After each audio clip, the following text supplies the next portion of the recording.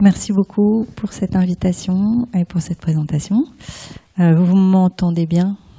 Oui. Donc, bonjour à toutes et à tous. Donc aujourd'hui, effectivement, je vais vous parler de la pollinisation, qui est un sujet qui me tient à cœur. Ce sont mes travaux de recherche, une bonne partie de mes travaux de recherche. Cette conférence est une conférence que j'ai eu l'occasion de faire en leçon inaugurale au Collège de France. J'espère que vous n'êtes pas tombé dessus sur Internet, sinon ça va être un peu une redite. Il est encore temps de sortir maintenant, si vous voulez. Mais peut-être la différence par rapport au Collège de France, c'est qu'on aura un temps d'échange après. Donc on pourra échanger sur les sujets qui vous intéressent. Alors je commence par une vision pas forcément très riante. La planète est en crise. Une crise de son climat et une crise de la vie qui l'habite. Les deux crises sont intimement liées et elles sont causées par une espèce en particulier, nous les humains, nos activités, la croissance de notre population et le développement rapide de nos modes de vie, avec des effets qui peuvent se voir, y compris depuis l'espace ici, la nuit, à travers la pollution lumineuse, alors que vous voyez peut-être pas beaucoup là sur l'affichage de l'écran, mais qui se devine quand même.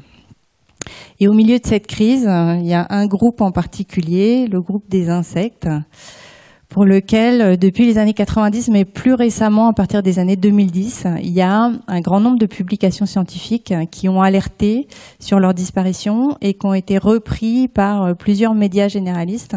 Donc ici, vous avez l'exemple du New York Times Magazine, mais il y en a eu plein d'autres. C'est vers là. The Guardian, Le Monde en France. Et ces articles scientifiques ont fait l'objet d'une alerte publiée par l'Académie des sciences. Et comme vous le voyez, les mots qui sont utilisés sont très inquiétants. On parle d'apocalypse, de catastrophe. Alors pourquoi est-ce que c'est inquiétant, ces changements dans le groupe des insectes ? Parce que ces insectes, ils occupent une place centrale dans le monde vivant. D'une part, ils sont très très diversifiés. On estime qu'il y a entre 3 et 8 millions d'espèces d'insectes sur la planète, dont on ne connaît pour l'instant que 1 million. Mais ce 1 million d'espèces, c'est la moitié de toutes les espèces vivantes décrites. Par ailleurs, ils assurent de nombreuses fonctions qui permettent le développement de la vie sur la planète. Donc vous en avez une liste ici. C'est une source de nourriture pour de nombreux animaux. Ils contribuent au recyclage de la matière organique, par exemple les cadavres ou les excréments. Ils peuvent contrôler des populations de certaines espèces de plantes ou d'autres insectes. Et puis, le sujet qui va nous intéresser aujourd'hui, il contribue à la pollinisation de la grande majorité des plantes à fleurs. Alors la pollinisation, qu'est-ce que c'est? Un petit rappel pour être sûr qu'on soit d'accord de quoi on parle. Donc c'est le transfert du pollen qui est une forme de vie des plantes qui produit les cellules reproductrices mâles, les spermatozoïdes. Et lors de la reproduction sexuée des plantes à fleurs, ce pollen doit être transféré entre les parties mâles des plantes, les étamines, qui sont celles qui produisent le pollen, et les parties femelles des plantes, le pistil, qui vont être l'endroit où seront produites les graines et les fruits. Et ce pollen, il est inerte. Donc il a besoin d'un vecteur pour être transporté d'un endroit à l'autre. Et ce vecteur, ça peut être simplement le vent, mais en fait pour la grande majorité des espèces de plantes à fleurs, les 4/5e ou un peu plus, ce pollen est transporté par des animaux qu'on appelle les pollinisateurs. Et c'est une étape qui est indispensable donc pour cette reproduction sexuée, pour la production de graines et de nouveaux individus, et donc le maintien des populations. Alors cet échange entre les plantes et leurs pollinisateurs, c'est une interaction au sens écologique, c'est-à-dire un phénomène par lequel chaque partenaire agit sur l'autre.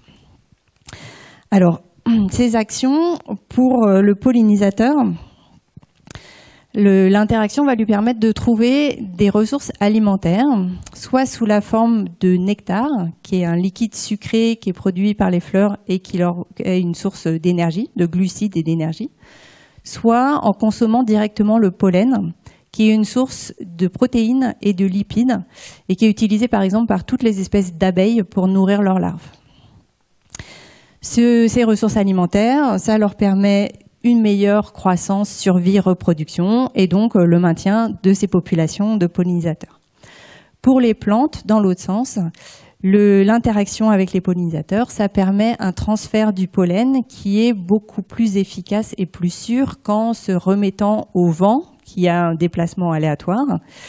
Et donc, ça permet une meilleure reproduction et également le maintien de populations.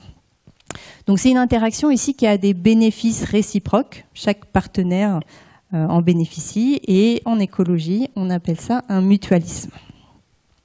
Ce mutualisme, il occupe une place vraiment importante parce que les plantes sont à la base de toute la vie sur la planète. Si on regarde déjà en quantité, elles représentent les 4/5 de la matière vivante sur la planète. Et par ailleurs, ce sont des organismes qu'on dit photosynthétiques qui sont capables de produire leur matière vivante à partir de matières minérales, du dioxyde de carbone qu'elles prélèvent dans l'atmosphère et d'énergie lumineuse. Et donc elles sont à la base de toutes les chaînes alimentaires terrestres. Et donc elles nourrissent une grande diversité d'espèces à partir de leur production de matière vivante. Et il ne faut pas oublier que dans ces chaînes alimentaires, il y a nous, les êtres humains. Toute notre alimentation dépend de ces plantes et de leur production.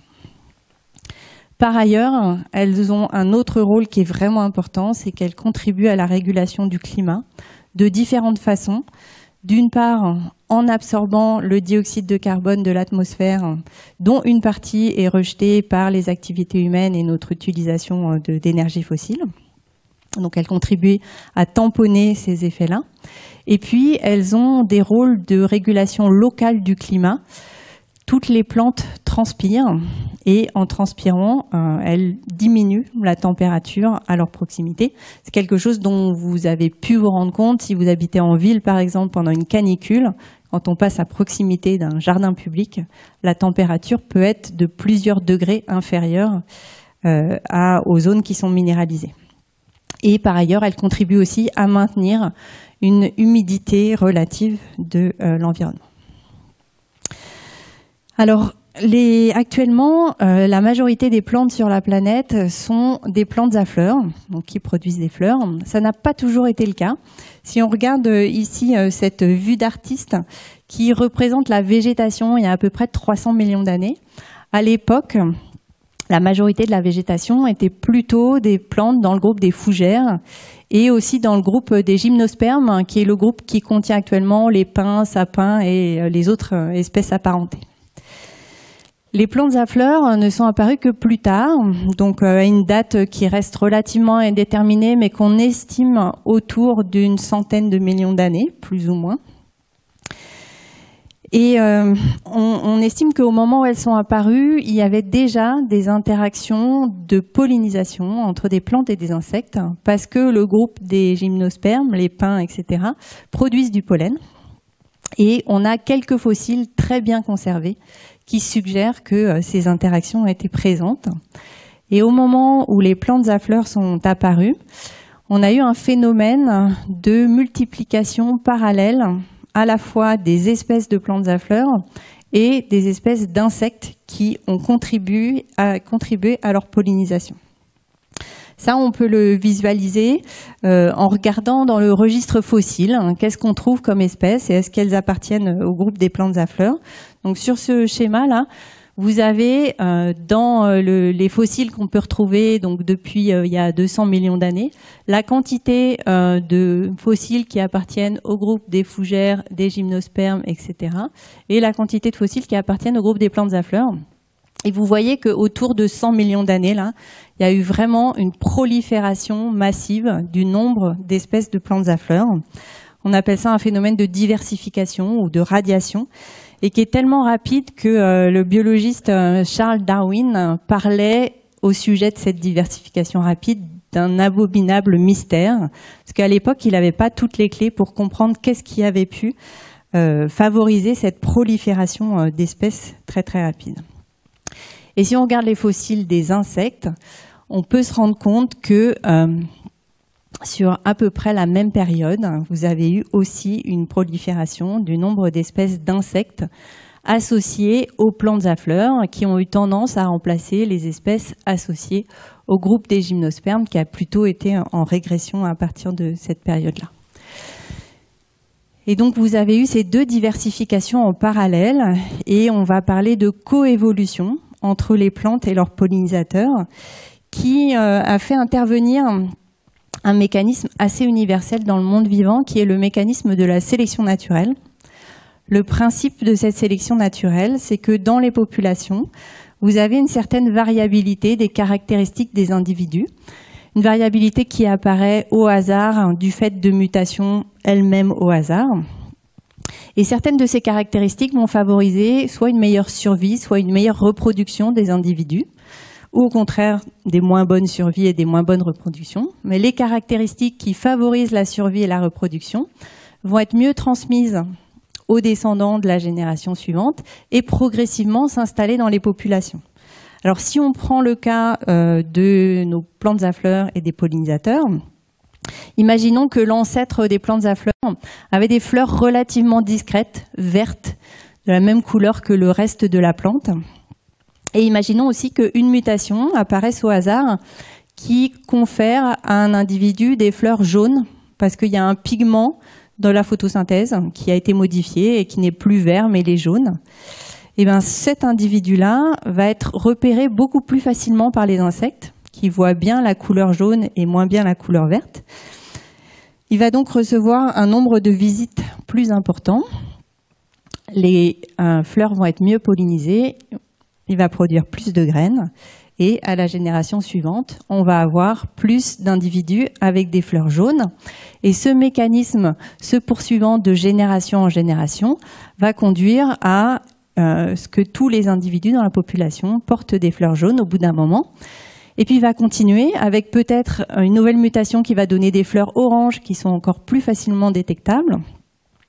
Et ce mécanisme peut jouer sur toutes les caractéristiques qui, pour les plantes, leur permettent d'attirer plus efficacement les pollinisateurs. Et pour les pollinisateurs, toutes les caractéristiques qui leur permettent de repérer facilement les fleurs et les sources de nourriture. Et ce mécanisme de coévolution a joué pour plein d'espèces de plantes et d'insectes différentes et à plein d'endroits différents dans le monde. Et il a conduit à la diversité qu'on connaît actuellement chez les plantes à fleurs et aussi chez les insectes. Chez les plantes à fleurs, donc actuellement il y a à peu près 300 000 espèces sur la planète. Les fleurs, c'est l'endroit où sont les organes reproducteurs des plantes et c'est le groupe du vivant pour lequel il y a une telle diversité de morphologie, de couleurs, d'odeurs dans les organes reproducteurs. Donc, je ne vais pas vous faire un panorama de toute la diversité possible. Vous voyez quand même une illustration ici. Mais on va de fleurs qui sont relativement discrètes pour les plantes qui ne sont pas pollinisées par des animaux. Et si jamais vous laissez pousser votre pelouse un petit peu longtemps, assez rapidement, vous allez avoir des fleurs et même des groupes de fleurs qui sont produits, qui ressemblent à des mini-épis de blé avec toutes les structures qu'il faut pour la reproduction sexuée et notamment les étamines qui sont l'endroit de production du pollen.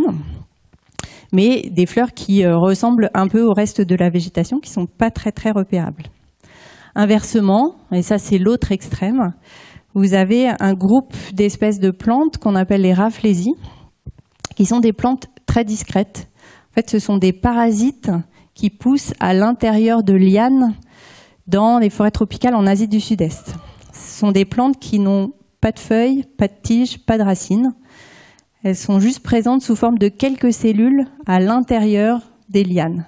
Et elles prélèvent les ressources des lianes pour leur développement. En revanche, quand elles fleurissent, là c'est autre chose. Elles font des fleurs comme celle-ci qui peuvent mesurer jusqu'à plus d'1 mètre de diamètre et peser une dizaine de kilos. Alors je ne vous conseille pas d'essayer d'en faire un bouquet. Déjà, il faut réussir à le porter. Mais surtout, ce sont des plantes qui sont pollinisées par des mouches qui habituellement pondent sur des cadavres. Et donc, elles ont évolué pour avoir des caractéristiques qui attirent bien les mouches qui pondent sur des cadavres. Donc, une couleur, un petit peu de cadavre en décomposition. Et surtout, je n'ai jamais testé, mais apparemment, l'odeur du cadavre en décomposition. Donc, une très très grande diversité dans le groupe des plantes à fleurs et également dans le groupe des insectes qui pollinisent ces plantes à fleurs. Alors, le groupe emblématique, quand on parle de pollinisation, c'est bien sûr le groupe des abeilles, pour lequel toutes les espèces ou presque participent à de la pollinisation de plantes. Alors, l'espèce d'abeille la plus connue, c'est l'abeille mellifère ou l'abeille domestique, mais qui est une seule espèce parmi toute la diversité des abeilles. En France, on a près de 1000 espèces d'abeilles sauvages et 20 000 espèces d'abeilles dans le monde entier. Et parmi elles, par exemple, les bourdons appartiennent au groupe des abeilles au sens large.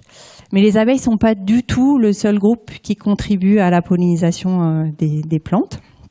Vous avez aussi un grand nombre de mouches. Et je note particulièrement ces petites mouches rayées qui ressemblent à des abeilles ou à des guêpes qu'on appelle des cirfes, qui jouent un rôle très important dans la pollinisation de nombreuses espèces. Et puis, vous avez des insectes dans le groupe des coléoptères, des insectes dans le groupe des papillons, et notamment, il y a plein de papillons de nuit qui contribuent à la pollinisation. Et puis aujourd'hui, je vous parle que des insectes, donc j'ai mis que des insectes sur l'illustration. Mais un peu partout dans le monde, vous avez aussi des animaux dans d'autres groupes, des oiseaux, des chauves-souris, des lézards, même des escargots qui peuvent participer au transport de pollen entre les fleurs. Alors, quand on parle de biodiversité, la diversité du monde vivant, souvent on voit ça comme une collection d'espèces. Et c'est une des facettes de la biodiversité. Mais la biodiversité, c'est aussi une diversité dans les interactions. Donc, je vous ai parlé de mutualisme, une interaction avec des bénéfices réciproques. Mais en fait, il y a vraiment une grande diversité de types d'interactions possibles et qu'on peut visualiser en s'intéressant juste au départ aux plantes, aux fleurs et à leur relation avec d'autres insectes ou d'autres espèces animales, puisqu'on a une araignée ici. Donc, sur cette photo-là, qui a été prise, on en reparlera par un observateur d'un programme de sciences participatives.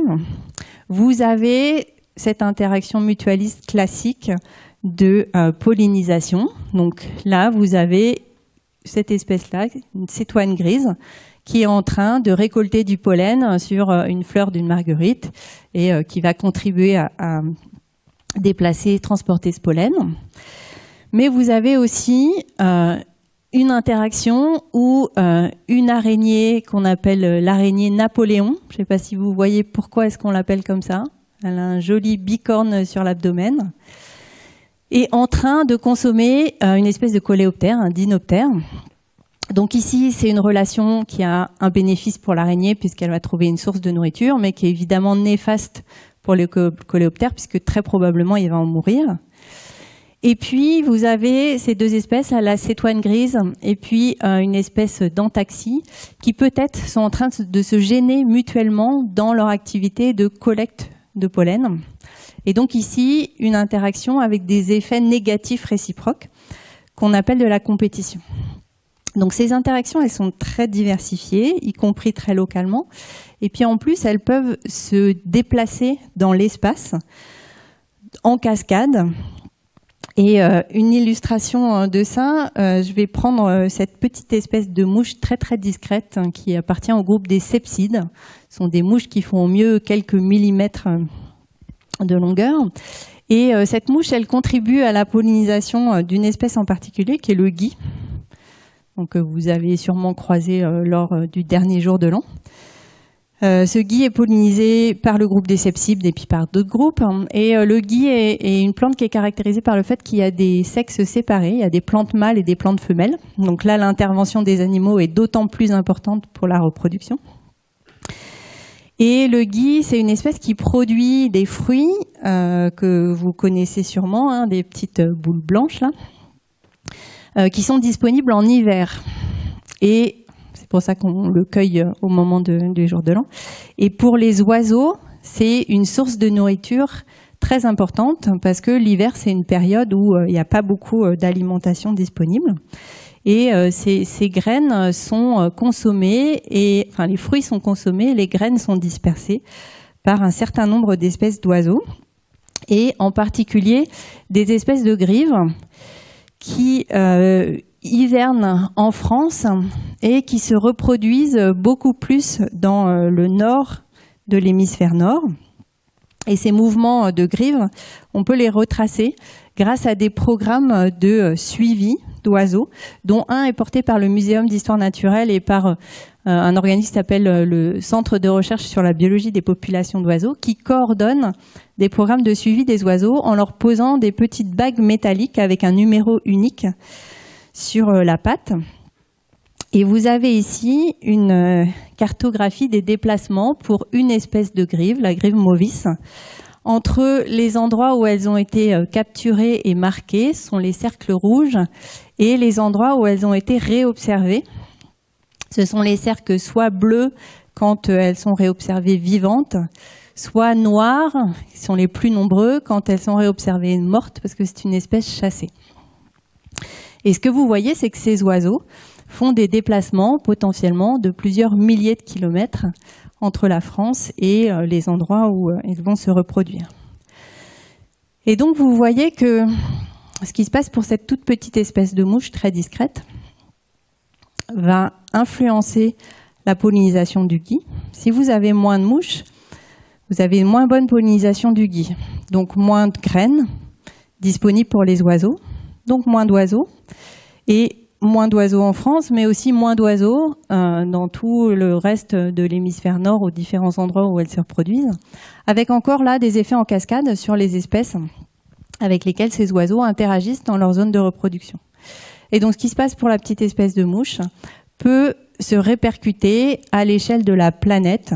C'est un petit peu l'image d'Épinal du battement de papillon qui va déclencher un ouragan à l'autre bout du monde.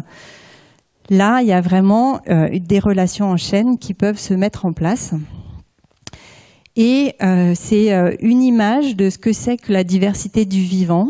C'est un objet complexe, très très interconnecté, qui forme un tissage.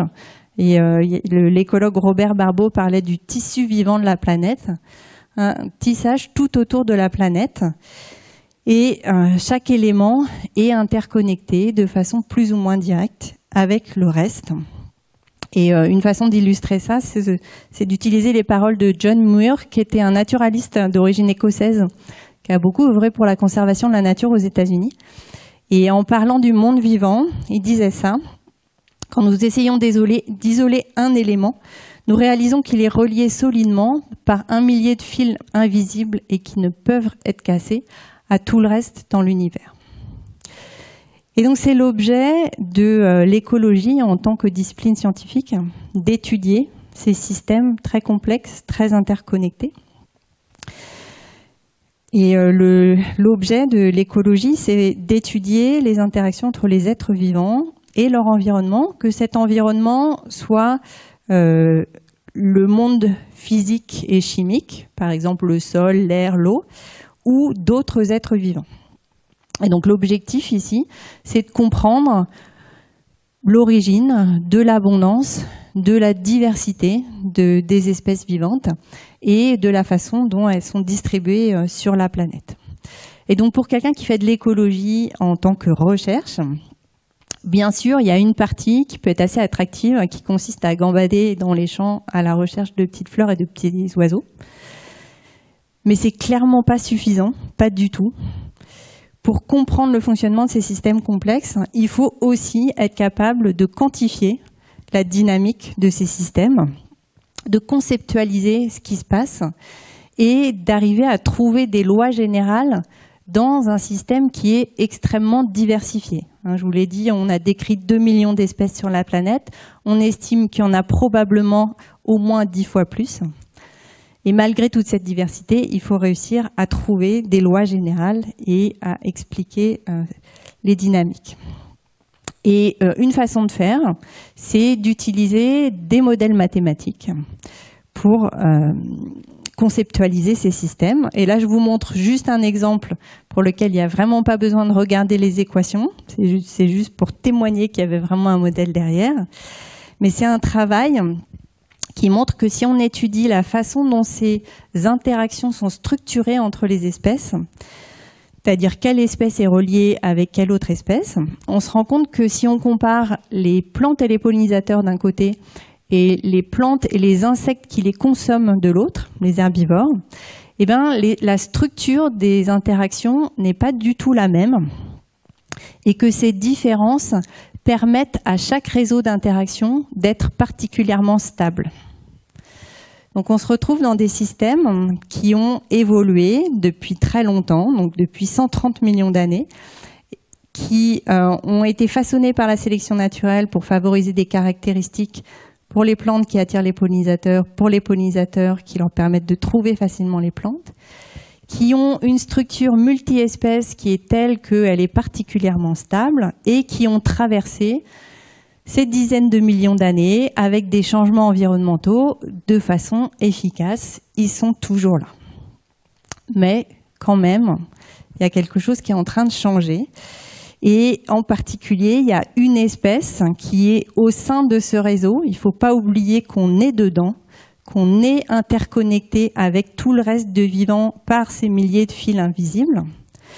Et là où John Muir avait peut-être pas complètement raison, c'est sur le fait que ces fils invisibles ne peuvent pas être cassés. Parce qu'on est en train de casser ces fils invisibles, soit en faisant disparaître certaines des espèces, soit en faisant disparaître les interactions elles-mêmes. Alors, comment est-ce qu'on sait que les insectes disparaissent ? En fait, c'est une question qui n'est pas aussi simple qu'il y paraît. Le Graal, ce qu'il faut idéalement pour être capable de dire on a une disparition en cours des insectes ou de n'importe quel autre groupe, c'est ce qu'on appelle un suivi standardisé sur le long terme qui va compter des individus. Donc, quand on dit suivi standardisé, ça veut dire quoi ? Ça veut dire qu'on mesure les choses toujours de la même façon. Alors ça existe, des suivis standardisés, par exemple pour les oiseaux. Donc c'est un programme qui pour la France existe depuis la fin des années 80 pour lesquels des bénévoles qui sont des ornithologues très très compétents, capables de reconnaître toutes les espèces d'oiseaux à la vue et au chant, vont chaque année, toujours sur le même endroit, pendant 5 minutes, compter tous les oiseaux qu'ils voient ou qu'ils entendent. Ils le font tous de la même façon, ce qui fait que les données sont comparables dans l'espace et dans le temps. Et avec ça, on peut retracer les variations d'abondance des oiseaux en France depuis la fin des années 80. Alors au Royaume-Uni, ça existe depuis plus longtemps que ça. Et ce que ça nous dit, bon, c'est un constat assez général pour le monde vivant, hein, c'est que en moyenne, toutes les espèces ont tendance à diminuer et que ces diminutions sont les plus importantes pour des espèces spécialistes et particulièrement pour les espèces spécialistes des espaces agricoles. Donc ça, c'est pour les oiseaux. Pour les insectes et les plantes, eh ben c'est pas pareil parce que ils ont moins attiré l'attention des écologues ou des naturalistes, au moins jusqu'à récemment. Les insectes et les plantes, c'est plus compliqué que les oiseaux, déjà parce que c'est plus diversifié. Par exemple, en France, dans la métropole, on a à peu près 600 espèces d'oiseaux, ce qui est déjà beaucoup, hein, d'être capable de reconnaître 600 espèces d'oiseaux. Mais on a 6000 espèces de plantes à fleurs et de l'ordre de 40 000 espèces d'insectes. Donc il y a déjà une difficulté à être capable d'identifier ces espèces. Par ailleurs, les plantes et les insectes sont souvent plus petits, moins jolis que les oiseaux. Et on arrive à trouver du monde quand il faut aller étudier les orchidées ou les papillons de jour. Mais il y a nettement moins d'experts qui se sont penchés sur les ronces ou sur ce groupe de mouches qu'on appelle les ampidides, des mouches bossues qui ne sont pas particulièrement esthétiques. Et pourtant, les ronces sont une ressource alimentaire super importante pour les insectes pollinisateurs et les ampidides contribuent à la reproduction, à la pollinisation de plein d'espèces de plantes à fleurs, particulièrement en altitude. Alors il y a quand même des botanistes et des entomologistes qui sont penchés sur la question. Ils ne sont pas très nombreux, mais ils existent. Et en fait, le premier effort pour étudier ces groupes qui sont très diversifiés, ça a d'abord été d'essayer de caractériser cette diversité.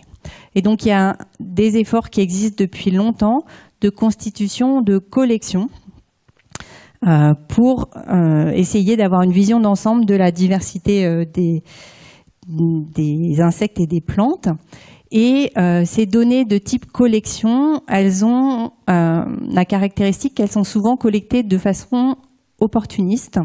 Opportuniste, ça veut dire quoi? Ça veut dire que il n'y a pas une méthodologie très cadrée pour aller récolter ces données. On les collecte au gré des déplacements des experts ou de toute personne qui peut collecter ces observations. Et le problème de ces données opportunistes, ici je vous montre une cartographie.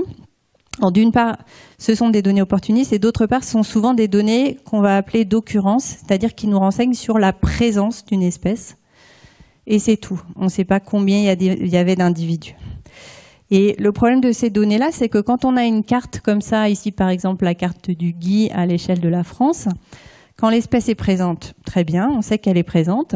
Quand l'espèce est absente, on ne sait pas si c'est parce qu'elle était vraiment absente ou si c'est parce que l'espèce était présente mais que la personne qui a été faire des observations là-bas n'a pas jugé utile de signaler sa présence.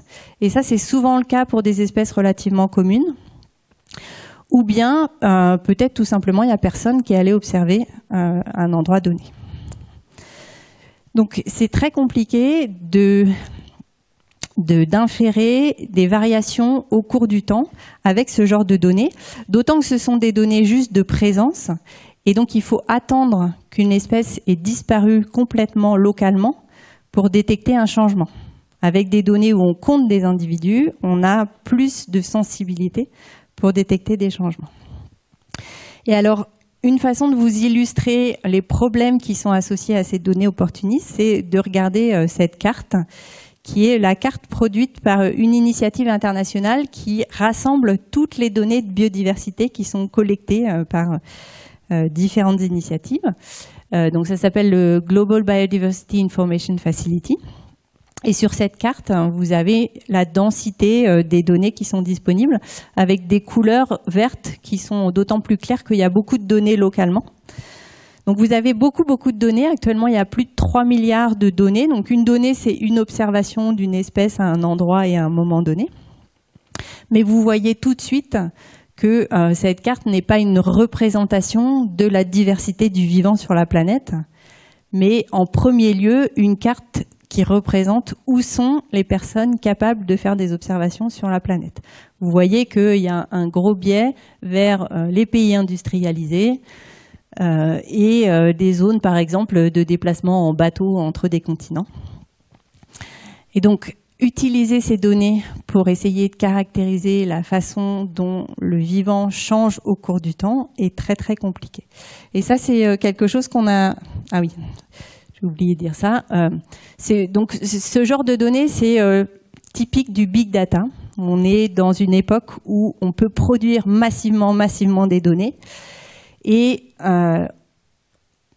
c'est pas toujours possible de corriger des biais qui sont liés à la façon dont ces données sont récoltées en compensant avec la quantité.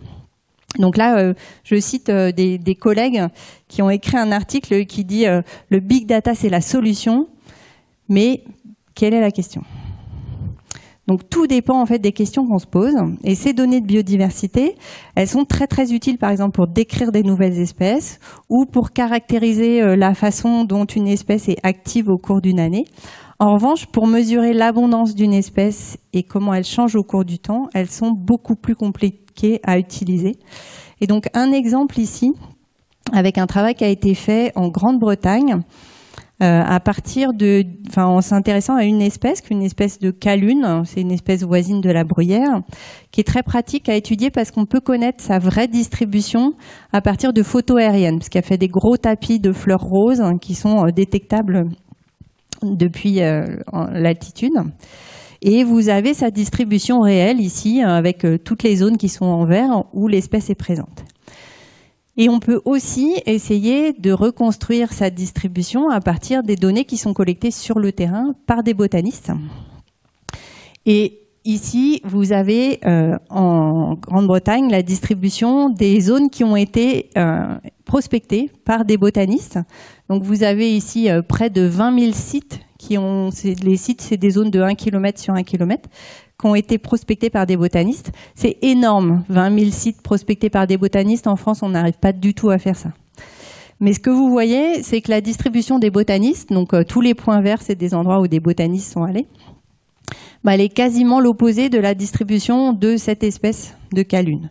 Et le résultat, c'est que si on regarde les sites où la calune a été observée, il n'y en a vraiment pas beaucoup. Et on peut montrer qu'avec cette approche-là, la distribution de la calune est aussi mal estimée que si on avait seulement 40 sites qui auraient été distribués de façon aléatoire sur tout le territoire.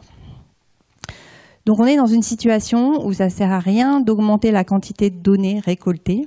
Ce qu'il faut, c'est plutôt se focaliser sur un petit nombre de données, mais qui sont récoltées d'une façon standardisée et comparable dans le temps. Et alors pour faire ça, j'ai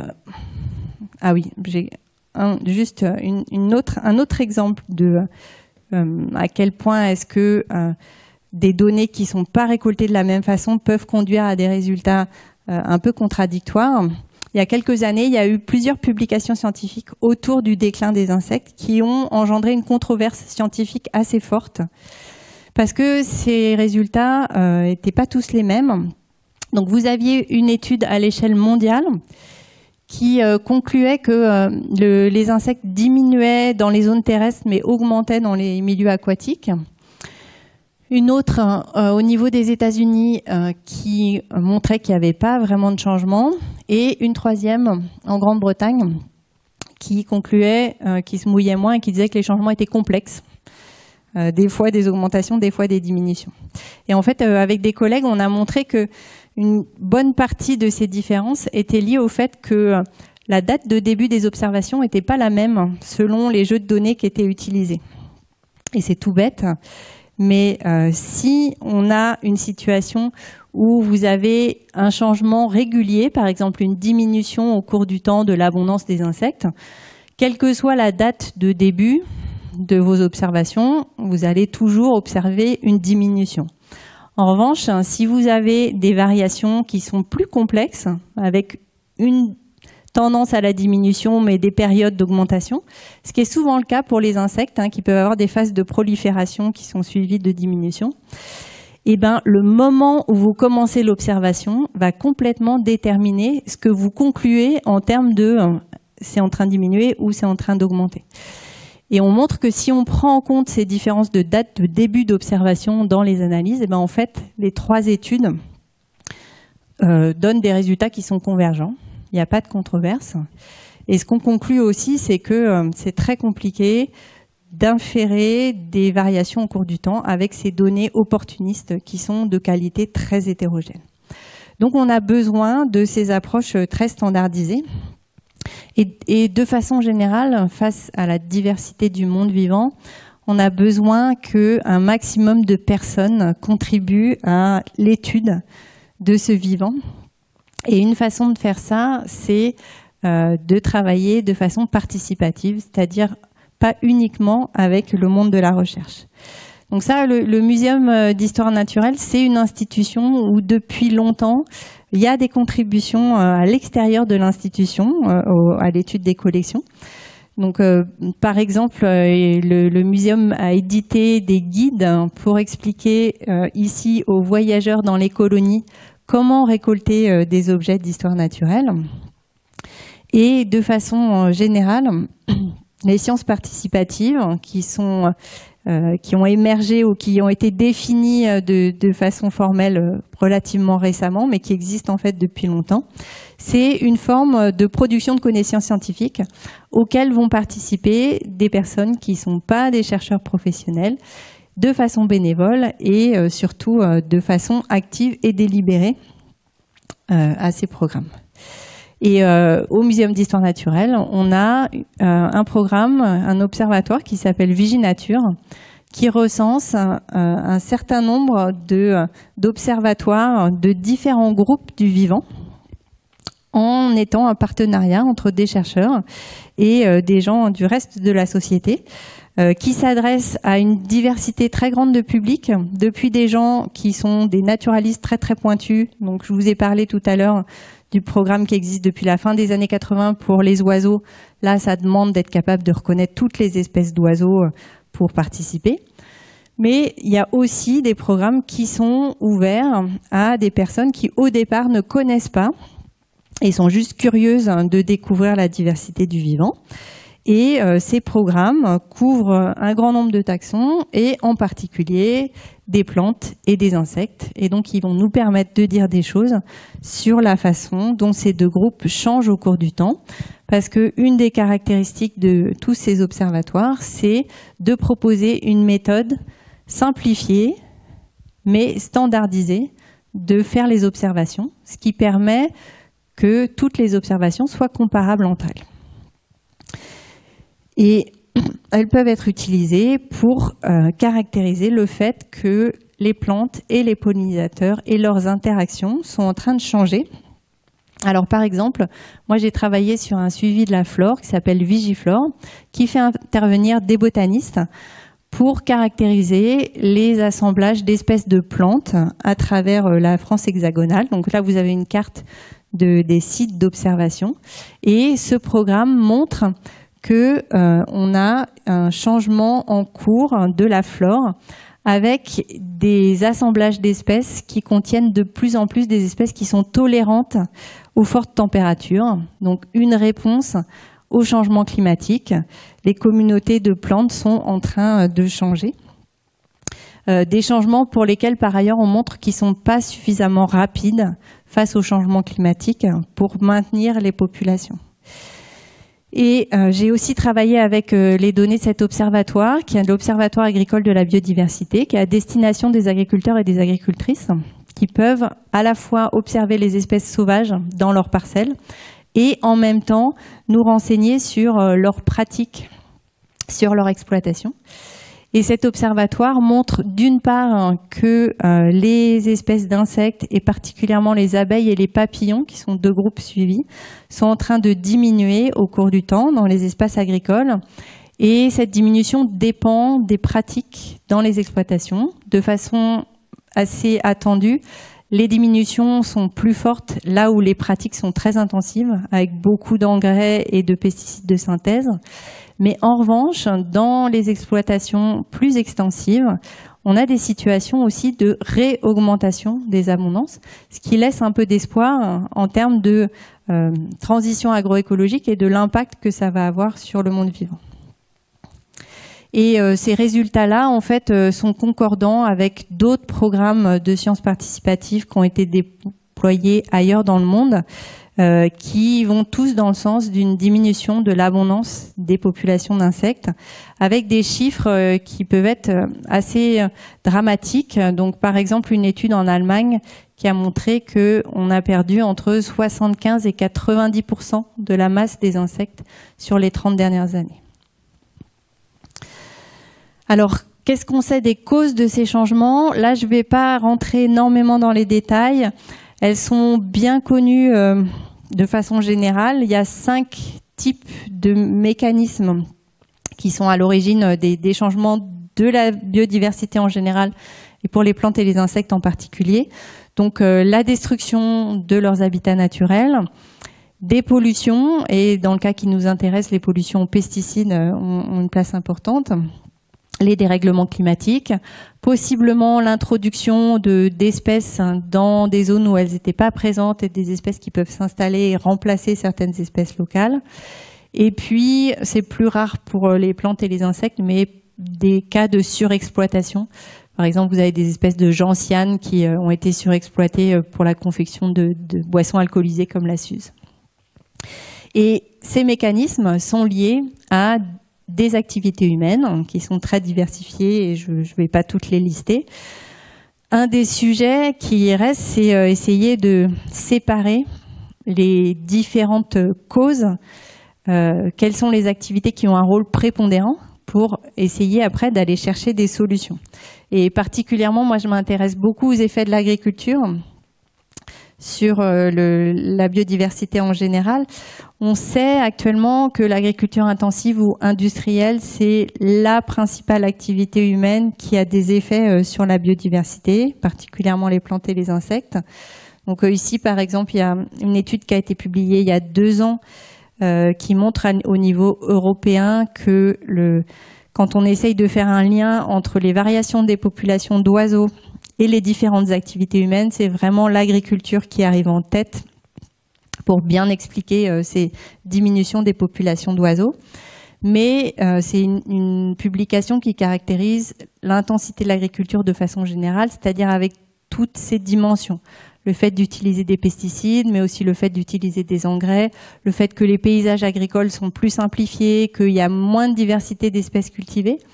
Et donc c'est important de pouvoir aller raffiner et de pointer certains mécanismes en particulier pour proposer ensuite des solutions concrètes. Donc ça c'est un travail que je fais avec des collègues, d'essayer d'isoler les effets des différentes composantes.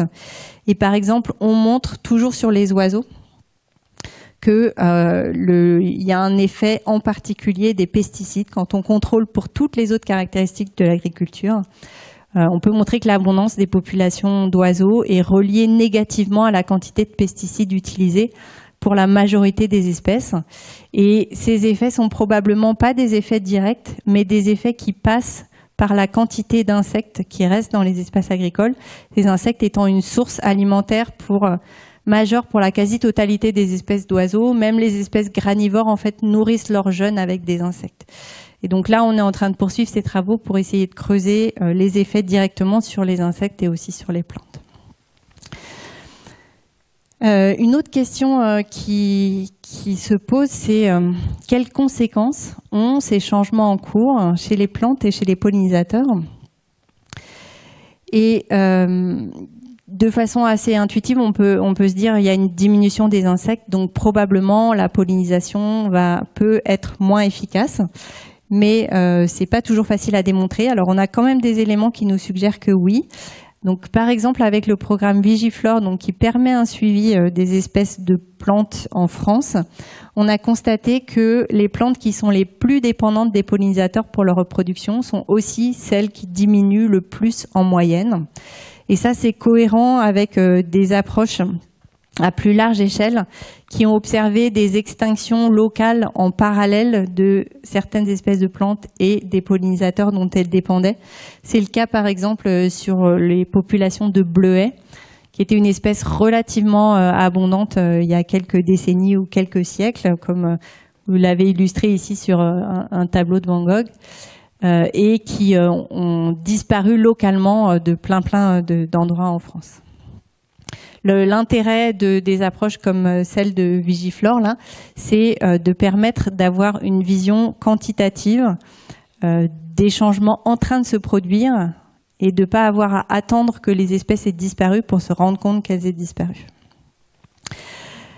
Une autre conséquence possible de ces diminutions d'insectes, c'est lié au fait que les 2/3 des espèces de plantes sont hermaphrodites, c'est-à-dire qu'elles possèdent la fonction mâle et la fonction femelle à l'intérieur de la même fleur.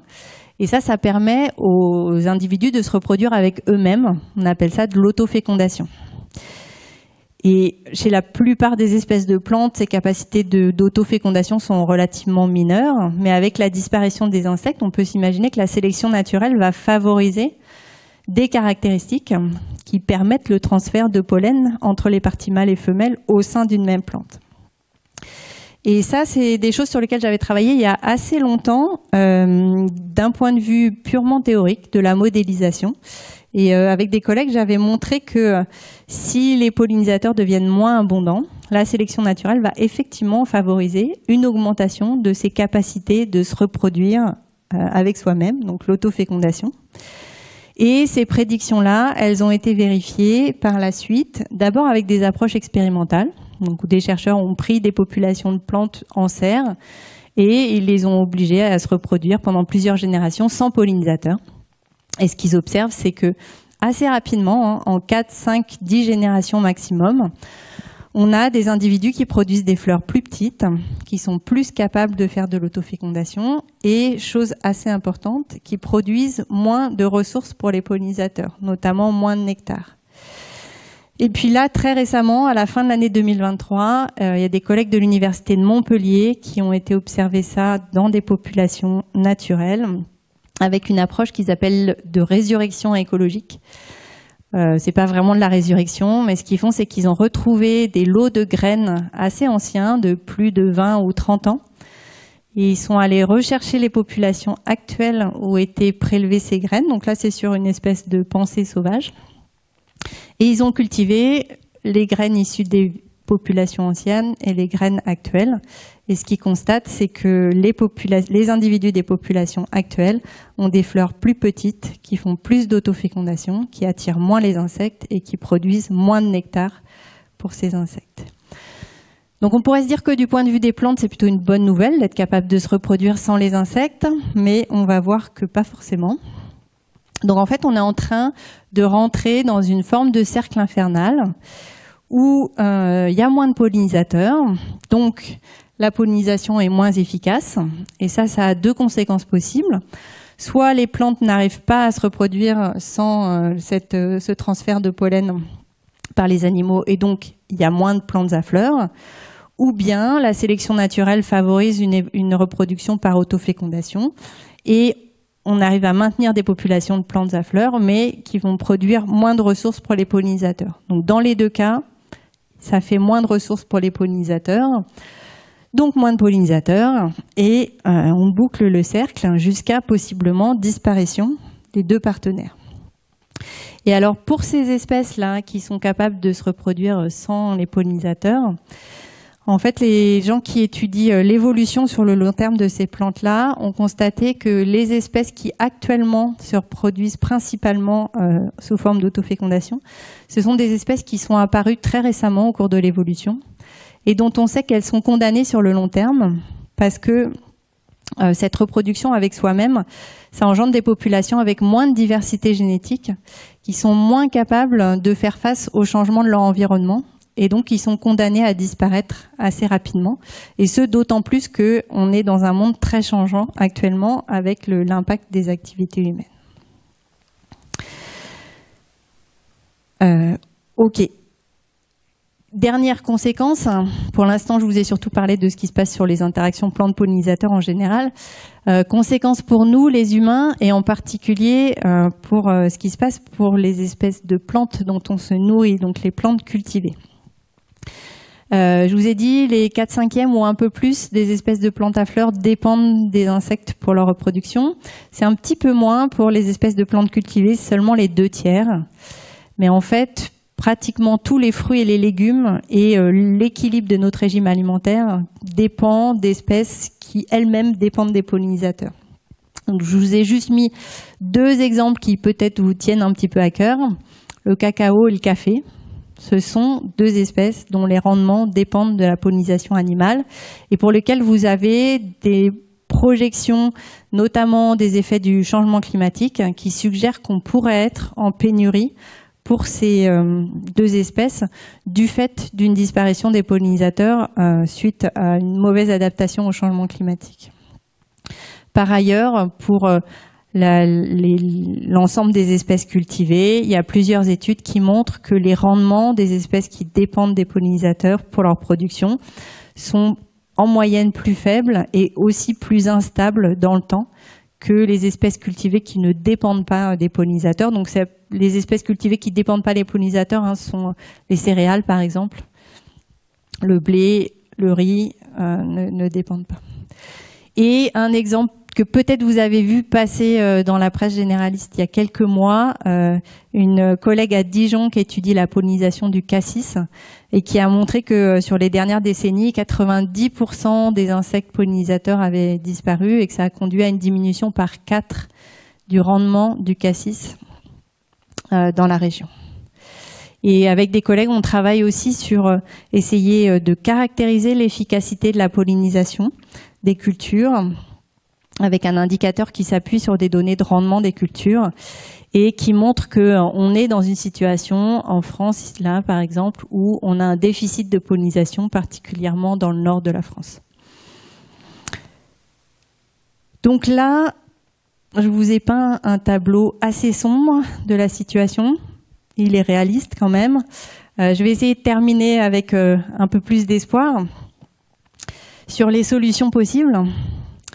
Alors il y en a, et notamment il y a toute une discipline en biologie qui s'appelle la biologie de la conservation, qui s'est développée pour essayer de proposer des solutions face à une nature qui est en train de disparaître. Donc cette discipline-là, elle s'est développée à partir des années 1990, au départ face au constat de risque de disparition de certaines espèces relativement rares et qui étaient considérées comme des espèces remarquables, c'est-à-dire qui ont une forte valeur pour les populations humaines, qui ne soit pas juste une valeur économique. Donc c'est typiquement le cas du panda qui est l'emblème de la WWF, mais pour les plantes et pour les insectes, ça peut être le cas du sabot de Vénus, qui est l'espèce d'orchidée dans l'hexagone qui a les plus grosses fleurs, ou bien l'Apollon, qui est un joli papillon qui a disparu de 1/3 des départements où il était présent avant les années 1990.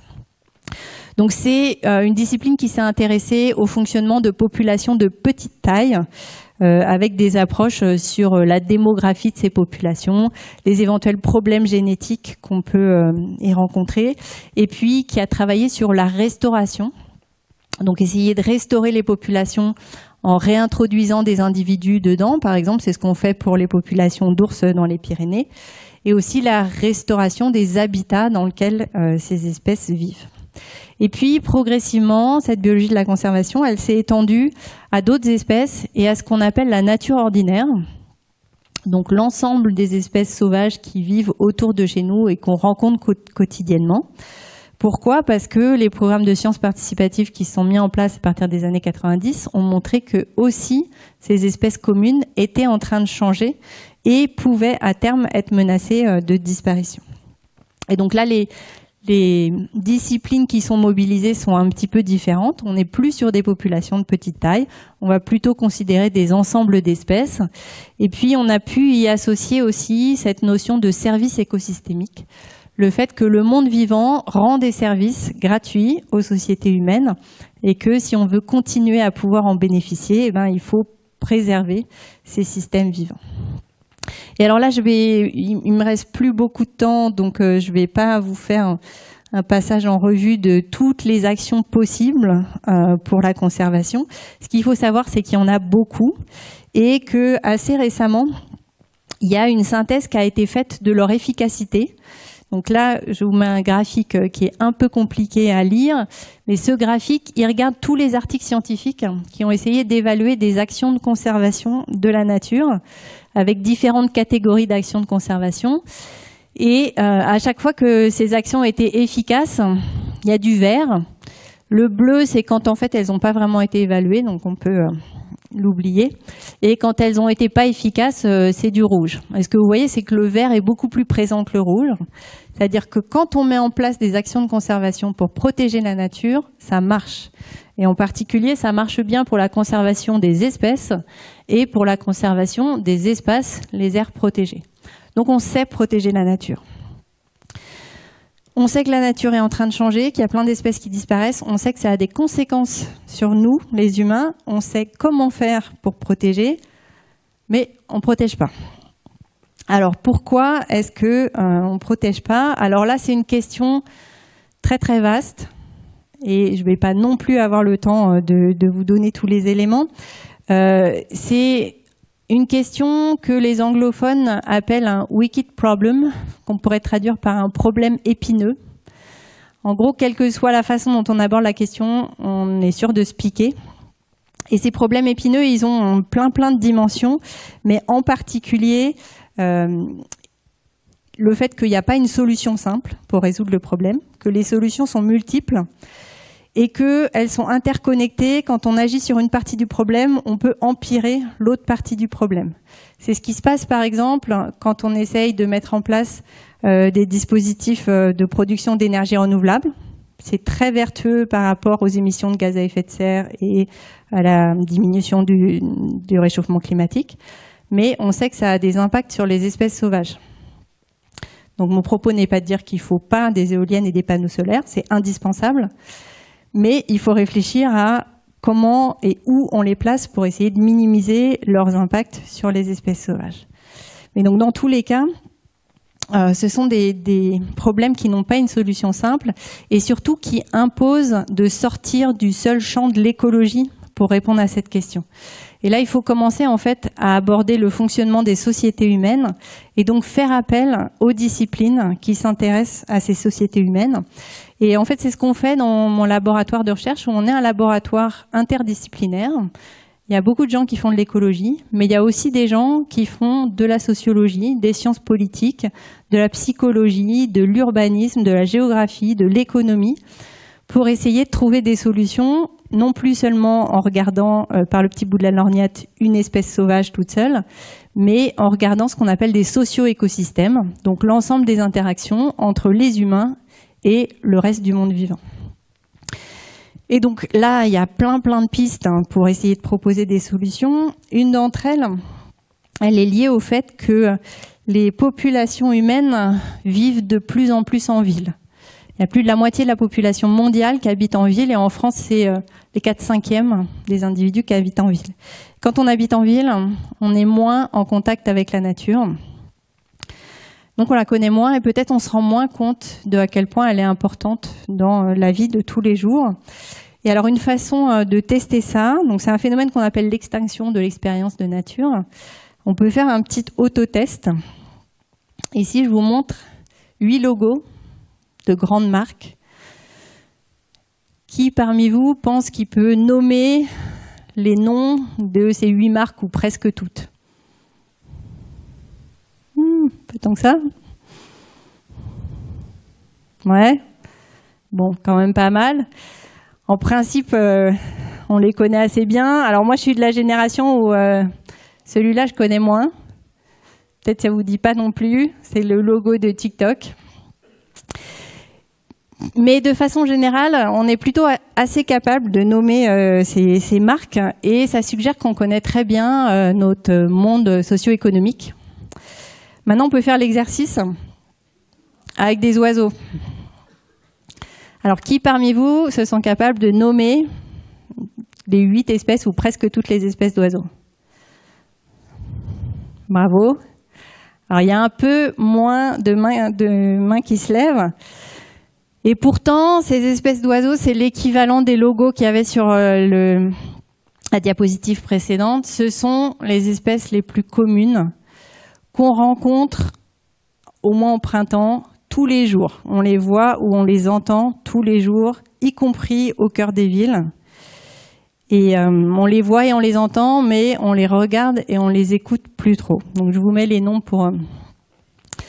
et si vous aviez répondu par exemple pigeon pour cette photo-là, c'est correct, mais c'est pas suffisamment précis. Il y a plusieurs espèces de pigeons, comme il y a plusieurs espèces de mésanges et plusieurs espèces de pinsons. C'est un peu comme si on avait répondu vêtements pour le logo avec un crocodile sur la diapo d'avant. Donc ça, c'est un phénomène de déconnexion et possiblement, une reconnexion peut inciter les gens à avoir plus envie de protéger la nature. Alors cette déconnexion, on l'observe aussi en fait dans les situations, dans le cas de la pollinisation, où face à la disparition des pollinisateurs, la réaction logique, ça devrait être d'essayer de mettre en place des conditions pour qu'il y ait de nouveau plus de pollinisateurs. Et en fait, dans la plupart des cas, ce n'est pas ce qui est fait. L'option la moins déconnectée, c'est de remplacer les pollinisateurs sauvages par des pollinisateurs domestiqués, donc avec notamment l'abeille mellifère, mais vous avez aussi des colonies de bourdons ou d'abeilles solitaires qui peuvent être utilisées. Donc c'est une solution qui peut fonctionner, mais c'est ces espèces domestiquées ne fournissent pas le service de pollinisation aussi efficace que toute la diversité des pollinisateurs sauvages. Pour faire une image un petit peu caricaturale, remplacer les pollinisateurs sauvages par des abeilles domestiques, c'est comme si on se disait les oiseaux disparaissent, c'est pas grave, on va mettre des poules et ça va aller. C'est un peu la même image. Ensuite, il y a une tendance qui consiste à remplacer des espèces de plantes ou des variétés de plantes qui sont dépendantes des pollinisateurs par des variétés moins dépendantes des pollinisateurs, qui sont aussi des variétés qui fournissent moins de ressources pour les pollinisateurs. On peut se retrouver dans des situations extrêmes où la pollinisation doit être faite à la main par des ouvriers et des ouvrières agricoles. C'est ce qui se passe notamment pour la vanille dans la plupart des régions du monde. Alors là, c'est pas parce que les pollinisateurs ont disparu, c'est parce que la vanille a été introduite dans une région où les pollinisateurs n'étaient pas présents. Mais on peut se retrouver dans des situations comme ça du fait de la disparition des pollinisateurs. Et puis, le cas extrême, et là, je n'ai pas trouvé d'illustration libre de droit, c'est de remplacer la pollinisation par les pollinisateurs par des machines. Et vous avez des startups qui se positionnent au départ sur des drones miniatures qui étaient censés vraiment mimer les pollinisateurs, qui n'ont pas l'air d'avoir bien fonctionné. Et actuellement, on est plutôt sur des grosses machines, des espèces de souffleries, qui pulvérisent du pollen, en particulier pour la culture des amandiers en Amérique du Nord, ça commence à être utilisé. Alors, pour essayer de reconnecter une possibilité, là encore, les sciences participatives, ça peut être une solution. Et il y a des chercheurs dans mon laboratoire qui montrent que le fait de participer à ces programmes-là peut effectivement changer la relation qu'on a avec le vivant. Et par exemple, les personnes qui participent au SPIPOL, le suivi photographique des insectes pollinisateurs, qui est un programme qui demande aux gens de, pendant 20 minutes, photographier tous les animaux qui viennent visiter les fleurs d'une plante.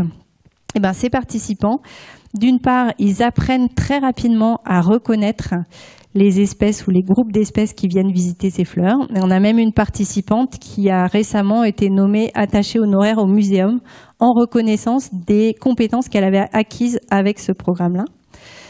Et par ailleurs, ils apprennent à connaître aussi la démarche scientifique et ce qu'elle apporte par rapport à la connaissance du monde. Les participants de l'Observatoire de la biodiversité des jardins changent de pratique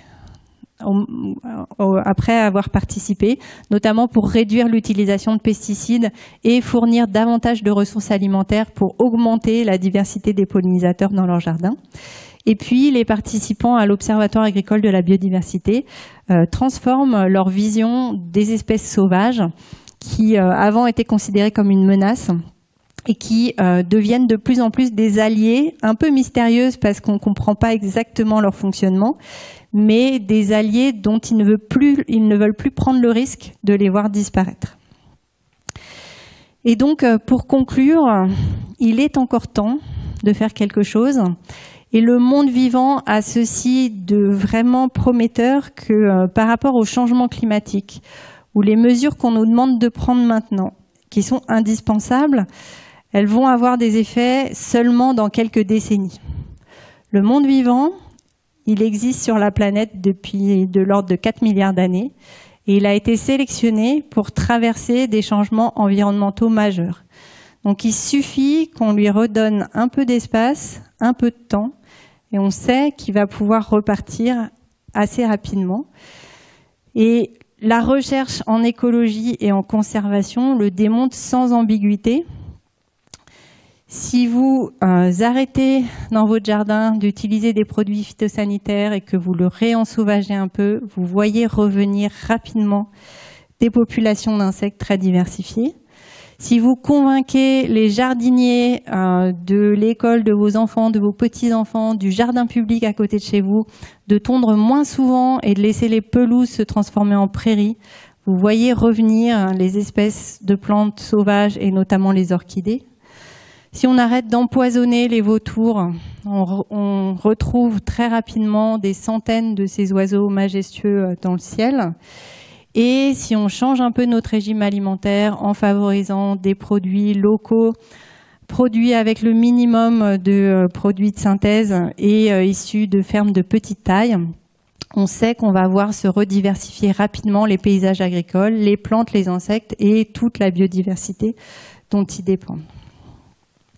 Donc, il est encore temps, on peut encore réparer les dégâts qu'on a commis. Voilà, je m'arrête là. Je remercie tous les participants et les participantes, c'est important, au programme de sciences participatives, parce que franchement, sans ces personnes, actuellement, on ne saurait pas quantifier les changements de biodiversité en cours en France et même ailleurs dans le monde. Et je veux dédier cette présentation à Marc Holman, qui était un jeune chercheur prometteur, brillant, passionné, mais qui avait une autre passion, la montagne, et qui l'a malheureusement pas laissé contribuer comme il aurait pu à l'étude de ces interactions plantes-pollinisateurs. Et merci beaucoup pour votre attention.